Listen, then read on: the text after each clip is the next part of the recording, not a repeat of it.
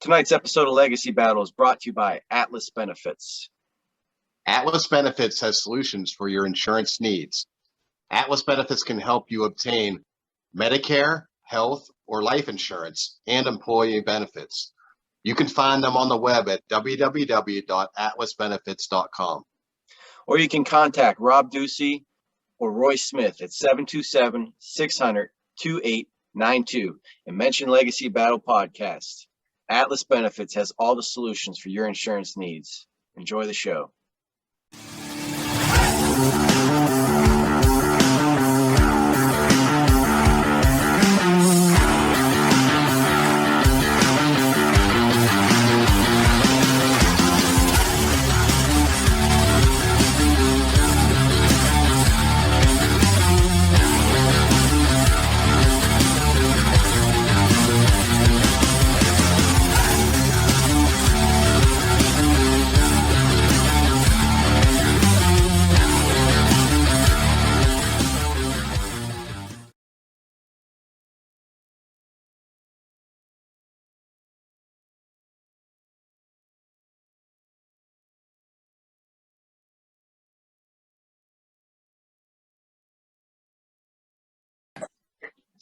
Our special guest tonight is a member of one of the most famous families in wrestling history. Her father's a WWE Hall of Famer, the Texas Tornado, Lacey Von Erich. You can see her on SWE Fury and as well as her YouTube channel, which is Lacey VETV. She's a former TNA World Tag Team Champion. She's also held the WCPW Ladies Championship. So, ladies and gentlemen, Lacey Von Erich. All right. So much applause here. No, there's not. No, I live in California. No one knows who I am. But my mom does. This is my mom, Catherine Murray. Used to be a Kathy Von Erich. So my dad decided just to die. And now she's by herself and lonely. So good job, Daddy. I love you guys. Well, welcome aboard. Thank you for coming on. I know. It's so Okay, Lacey. Back in 2009, the Von Erich family as a whole was inducted into the WWE Hall of Fame during WrestleMania. So what did that induction mean to you? Well, so at the time, it meant a lot. Like, we were so excited. Well, my sister and I were excited, but we were also like, wait, they're stirring up a bunch of, yes, they do. Yeah. Sorry. They're stirring up a bunch of obviously bad memories and bad things when it comes to the family. So when I became part of wrestling, it was a sore subject for the family. They were like, I was like, I think I might be a pro wrestler because Vince McMahon called me out of the blue and said, Lacey, do you want to be a diva? And I'm like, our family doesn't even watch wrestling. This is a sore subject. And aren't those girls like really big and crazy? No, they were smaller than me and cuter than me. So it's very different than I remember, because Scary Sherry and Naughty Natalie used to babysit me. It did not look anything like the girls look today. So anyway, when they said we're going to the Hall of Fame, I was already immersed in the business, so I get it. But my family then had to be brought on and see wrestling again. And it was something that they didn't watch, we didn't look at. Everyone had died. Everyone had committed suicide or drug overdoses because of this business. It's not something that... So, anyway, we go. And my sister's sitting there. My uncle goes to get the award for it, right? Or not the award, but the honor. And he's going up there for us. So we're there with my Uncle Kevin and with my cousin Ross and Marshall and Jill and Kristen and PM and my mom and me and my sister Holly. We're all there. Uncle Kevin goes, yep, and I want to thank my kids, and like says all the kids, and my beautiful wife. Nothing about me and my sister, who my dad, by the way, was the only Von Erich that was in WWF. Right. When it was WWF. Doesn't say her name. My sister cries. I'm like, it's okay. It was because of me.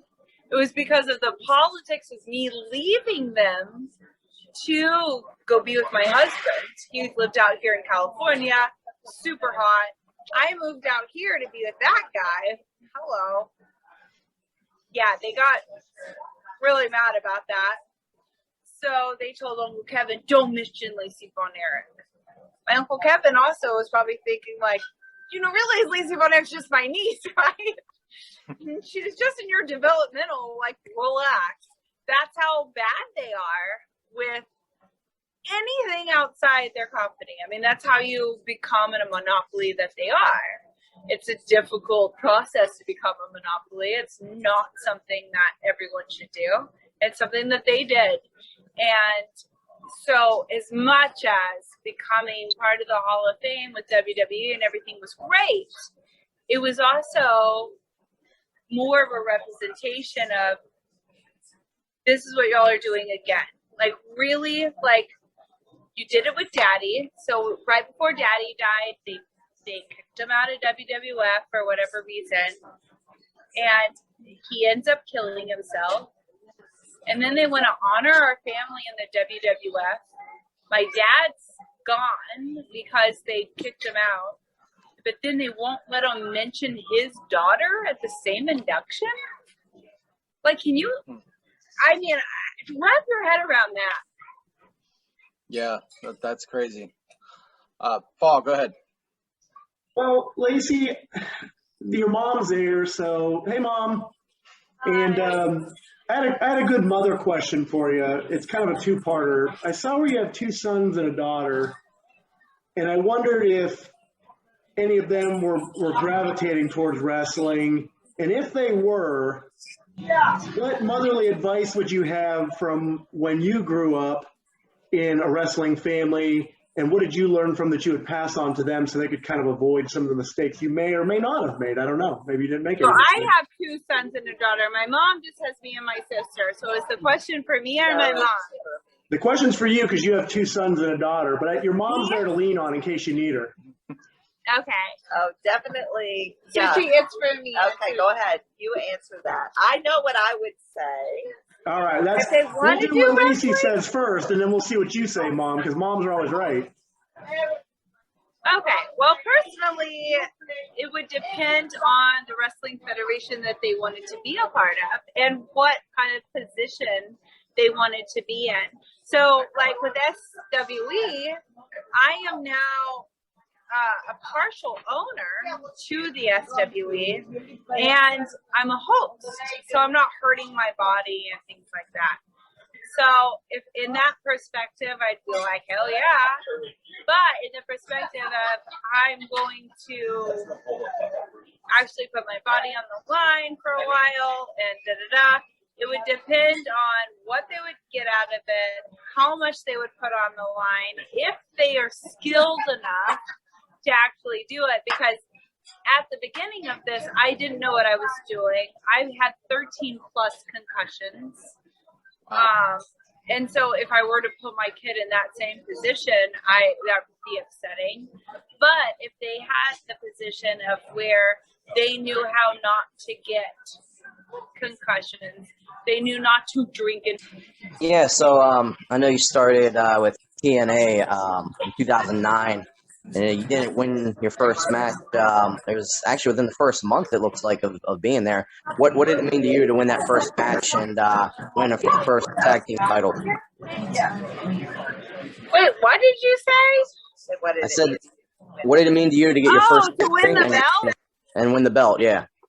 Oh my God, that was the best. You know why it was the best? It's not just like, oh yes, I won the belt on TNA. No, what was the best was like you weren't allowed to check it, so you had to carry it as carry-on. So every TSA that it went through the belt had to be like, what's going on?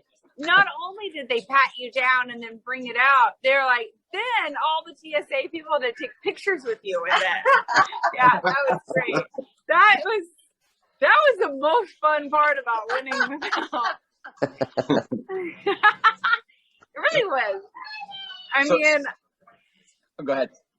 you know, wrestling. I mean, this is all for fun, right? This is entertainment. I mean, some wrestlers take this super serious. My family invented it, so I don't. I just have fun whenever I can. So you trained in the Tampa Bay area, which is where we all live in the Tampa Bay area. So what was it like being an FCW, and was there somebody like in particular that really like helped your game, like, you know, helped you? Obviously, Natty Neidhart helped my game. She had just stopped wrestling in Japan, then came on to WWE, and she was my first ever wrestling match. So it was in this biker bar, and because they just like threw us anywhere, they just put the ring in any bar or whatever. These guys didn't even give a crap. They were like, but we were behind them, so it would be great.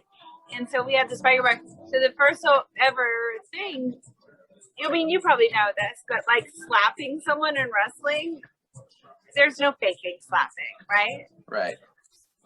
So I was standing there, and it was my first ever match with Natty, and she had taught me all she could, but no one teaches you how to stand there in front of a bunch of people and get slapped as hard as you can and then try to remember shit. That's not happening. So I was standing there, and then bam! I clenched my jaw, like she said, because she was like, several people have broken their jaw. If you don't clench your jaw. And then she grabbed me and put me on the ropes, and I was supposed to duck her clothesline. No. She grabbed me, put me on the ropes, boom, hit her clothesline. I was on the ground. Done. End of match. I was supposed to win. Match over. That's my beginning of my life. That's what I remember from those days. Next question. Let's move on. Brian, go ahead. Which of your matches was the most fun, and who was your favorite lady to work with? My favorite match ever was the mud wrestling match with Velvet Sky. I don't know if y'all remember that on TNA. It was like they gave us this ring, like, well, it was a kiddie pool, but they put actual spa grade mud in it, so it actually made your skin amazing. And so Velvet and I literally just played in it until I was on top of her, and I was like, I win. It was the greatest match. That was fun. Okay, what was the other question? Who was your favorite lady to work with? Oh, definitely Velvet Sky, Madison Rain, and Angelina Love. Sorry, they're tied. Madison Rain could go. She was good. Yeah. I love her. Last time I saw her, though, like, they changed so much. Like, literally, I'm not even kidding. I'm the exact same person. And I see all of them, and they're so different. And I'm like, wait, we were supposed to change, and no one told me?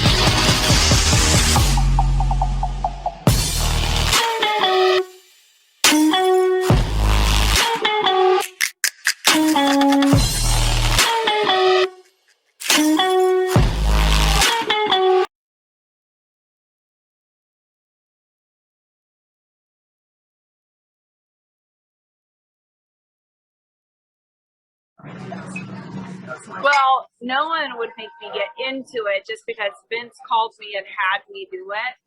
But if I have a wrestler that I love so much, other than my family, it would be my Uncle Jimbo, who was the Ultimate Warrior. Jim Helwig. Huh. Love you, Jim. Rest in peace. Yeah. Yeah, it was sad when he passed because he literally was as equal to any other uncles in my life. He was my dad's best friend, and I miss him. What's that? That Vince McMahon didn't contact you until you changed your last name to Von Erich? Is that true? Oh, no. On MySpace one day, I just decided to change my username to Lacey Von Erich, and I got so many. It was back in the MySpace days, so this is dating me. Thanks, guys. I got so many friend requests that I thought I had a virus on my computer because it was like thousands in a day. And so anyway, no, it was just so that he just found out about me because I had put that out. Like our family was literally hidden to the life of Vince McMahon because we have a different last name, different everything. Once I put that on MySpace, like Lacey Von Erich, that's how he found me. But I didn't legally change my name or anything. Okay. And then I understand that you're part of the Big Brothers and Big Sisters of Ventura County. Can you tell us about that and what you do? That's right. Big Brother, Big Sisters has been a big part of my husband and I's life for 14 years. He's been on the board since we've known each other. It's an amazing organization helping adults mentor children who don't have anyone to really look up to or talk to or anything. So they end up looking to whatever's beside them, their peers, and who's out on the street. And that's not always the best influence, right? So we are privileged enough to look around, and almost anyone next to us is somebody that you want to look up to, someone you want to talk to. Well, that's not the case for a lot of young people, like tons of young people.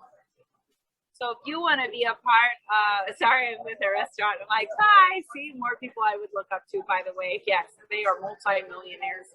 I want to be them. See, not everyone has this. That's my big brother right there. No. But if you want to be able to be a part of a kid's life, it's literally once or twice a month, a commitment of less than 2 years, which hopefully you could do more than that. My husband was with an 8-year-old his freshman year of college, and he ended up being a groomsman in our wedding. And he still is Big Brother today, regardless of Big Brother, Big Sisters. He helped him get into college. He helped him become the man he is today just by being a part of his life and just being somebody that he can look up to. It's a big deal. It's amazing. Yeah. So I believe in anyone, like if you just have the time, if you have 1 or 2 days a month to dedicate to another human, I mean, why not? It's fun. Take them to a movie. Take it if you are a good influence, obviously. Like if you're not, please just stay at home. Work on. Well, yeah, you mentioned Ric Flair earlier. I read that there was a brief period of time whenever you were his manager. Can you explain what that was all about? Are you talking about Oh Rick? my God. We just talked to him. Yeah, I know. No, we were just FaceTiming. We were just FaceTiming with him. He's he's like literally a family friend. But anyway, I went out to Australia to do the Hulkamania tour, and they had these girls doing not wrestling, bikini contests and stuff. So anyway, I'm like, I put on my American bikini and I go out and do the bikini. This is our first night. It's 10 days in Australia. We did Brisbane, Perth, Melbourne, and Sydney in 10 days. And so anyway, I go out and I put on my American bikini and I get on stage and I win the contest. And Rick's like, why are you doing that? You should be with me. Like, you're a Von Erich. I'm Ric Flair. Like, let's shake things up because you're a heel, because I was with the beautiful people at the time. And I was like, okay. So I went with him, and I would go out with him with when he was wrestling Hulk Hogan during that time. And he would do the match with Hogan, and I would F with both of them. So in one of the spots, Rick would grab me, pull me in front of him, push me in front of Hogan. I would bear hug Hogan when he was trying to punch him. And when he did that, he sliced my arm open. Wow. So that's when I bled everywhere, all over Hogan, like a water fountain, by the way. My arm was like going, and so, anyway, and I couldn't stop there. That was at the beginning of the match. I had to go up on the second rope, and that's when Mouth of the South, Jimmy Hart, had to pull off my clothes. I had like this little thing and all this lingerie underneath. Pull off my clothes, and I had to jump on top of Hogan and give him a headlock. And then we're down on the ground, both all bloody, and my arms bleeding all over Hogan. Anyway, then I ran backstage, and they didn't have a Band-Aid for me because the freaking ambulance was fake. And mommy saw it later, and I wasn't happy, but that's okay.